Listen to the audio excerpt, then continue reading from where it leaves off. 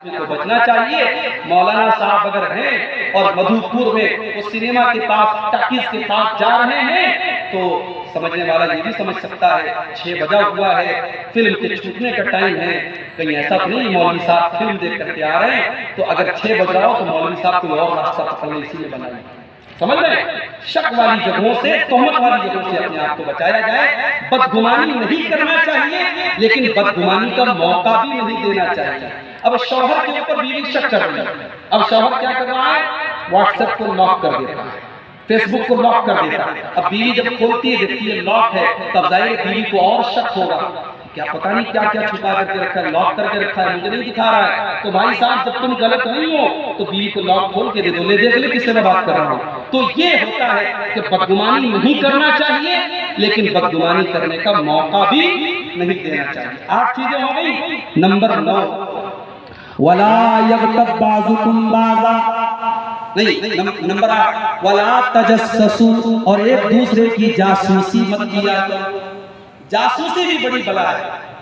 Mobile کسی کا ہاتھ میں لے لیا، اب جلدی سے چیک کرنے لگا کس کا میسج آیا ہے، کس کی کال آئی ہے، کس سے بات کر رہا ہے، کیا ضرورت ہے یہ کام کرنے کی؟ کبھی کبھی میرے موبائل پر کوئی کال کرتا ہے اور بغیر اجازت کال کو ریکارڈ کرنے لگتا ہے، یہ بھی جاسوسی ہے۔ آپ کسی کی اجازت کے بغیر اس کی کال کو ریکارڈ نہیں کر سکتے۔ اپنے بھائی کے کمرے میں جا کر کے کان لگا کر کے اس کے گھر میں ہونے والی بات چیت کو سننا بھی بہت بڑا گناہ ہے۔ اللہ کے نبی فرماتے ہیں اگر کوئی کسی کے دروازے پر کان لگا کر کے اس کی باتوں کو سنے وَهُمْ لَهُ كَارِهُونَ، اور گھر والوں کو یہ چیز پسند نہ ہو، ان کی مرضی کے بغیر آپ ان کی باتوں کو سن رہے ہیں، اللہ کے نبی فرماتے ہیں صُبَّ فِي أُذُنَيْهِ الْآنُ يَوْمَ الْقِيَامَةِ، کل قیامت کے دن آپ کے کان میں لوہا ڈالا جائے گا، لوہے کو گلا کر کے، لوہے کو تپا کر کے آپ کے کان میں ڈالا جائے گا۔ یہاں تک اللہ کے نبی نے فرمایا، بخاری کے الفاظ ہیں کہ اگر آپ نے دوسرے کے کمرے میں تاک جھانک کر لی، جا کر کے تاک جھانک کر رہے ہیں اور انہوں نے پتھر پھینکا اور آپ کی آنکھ پھوٹ گئی تو اسلامی عدالت میں کوئی سزا نہیں ہے، کیونکہ آپ نے کام ہی اتنا غلط کیا تھا۔ آپ بغیر اجازت تاک جھانک کرنے کیوں گئے؟ کہ جاسوسی مت کرو میرے بھائیو، جاسوسی کرنے سے اور کسی کی ٹوہ میں رہنے سے بھی دشمنی بڑھتی ہے۔ اور نویں چیز کیا ہے؟ وَلَا يَغْتَبْ بَعْضُكُمْ بَعْضًا، اور مسلمانوں خبردار تم ایک دوسرے کی غیبت مت کیا کرو۔ غیبت کیا ہے؟ غیبت کیا ہے؟ غیبت یہ ہے کہ میں آپ کے سامنے بیٹھا ہوں، آپ میری بڑی تعریف کر رہے ہیں اور میں جب بنارس چلا گیا ارے عبدالغفار صاحب تو ایسے ہیں ویسے، پیٹھ پیچھے کسی کی برائی کرنا یہ غیبت ہے۔ پیٹھ پیچھے کسی کی برائی کرنا یہ غیبت ہے، اور اگر وہ برائی میرے اندر ہے تب تو غیبت ہے، اور برائی نہیں ہے تو بہتان ہے، الزام ہے، تہمت ہے، اور بڑا گناہ ہے۔ تو یہ غیبت اتنا بڑا گناہ ہے، اللہ تعالیٰ نے اس کی خطرناکی کو بیان کرتے ہوئے فرمایا أَيُحِبُّ أَحَدُكُمْ أَن يَأْكُلَ لَحْمَ أَخِيهِ مَيْتًا، اے مسلمانوں کیا تم اپنے مرے ہوئے بھائی کا گوشت کھا سکتے ہو؟ مرے ہوئے مسلمان کا گوشت تم کھاؤ گے؟ ارے مرے ہوئے بھائی کا گوشت کون کھائے گا بھائی؟ یہاں تو اگر مرا ہوا مردار جانور ہے، بکرا ہے، بھینس ہے، اور آپ کے یہاں جو سفید بھینس ہے اگر وہ ہے اس کو بھی ہم نہیں کھا سکتے۔ ہم حلال جانور بھی اگر مردار ہے تو نہیں کھا سکتے، انسان کا گوشت کون کھائے گا؟ اگر آپ اپنے کسی مسلمان بھائی کی غیبت کر رہے ہیں تو گویا کہ آپ اس کا گوشت کھا رہے ہیں۔ اور ایک بات آپ کو اور بولوں، یہ حدیث سنا کے بعد ختم کرنے جا رہا ہوں۔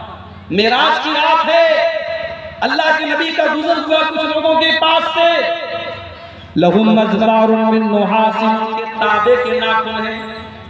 ہماری بعض بہنیں بڑے لمبے لمبے ناخن رکھتی ہیں، آدھا میٹر کے، وہ اللہ کے واسطے اپنے ناخن کم کر لیں، یہ جہنمی عورتوں کے ناخن ہوتے ہیں لمبے لمبے۔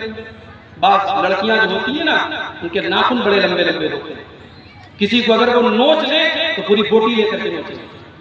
تو جہنم میں کچھ ایسے لوگوں کے پاس سے میرا گزر ہوا جن کے ناخن تانبے کے تھے، یَخْمِشُونَ بِهَا وُجُوهَهُمْ وَصُدُورَهُمْ، اور اپنے تانبے کے ناخن سے وہ اپنے چہرے کو نوچ رہے تھے، اپنے سینے کو نوچ رہے تھے۔ میں نے پوچھا جبریل یہ کون لوگ ہیں جو اپنے ہی ناخن سے اور تانبے کے ناخن سے اپنے چہرے کو خراب کر رہے ہیں، اپنے سینے کو خراب کر رہے ہیں؟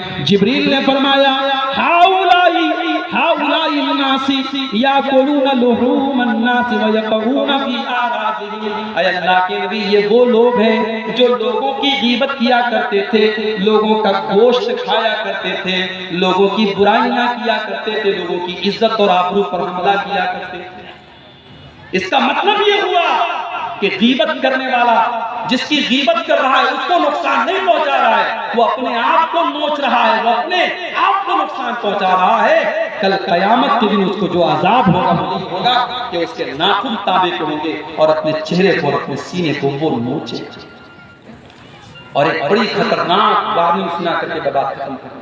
یہ حدیث سنیے اور اپنے دل پر ہاتھ رکھ کر کے سوچئے کہ کہیں اس حدیث کے اوپر ہم اور آپ تو نہیں عمل کر رہے ہیں۔ اللہ کے نبی فرماتے ہیں، ترمذی کی روایت ہے، یا معاشر من آمن بلسانہ ولم يدخل الایمان قلبہ۔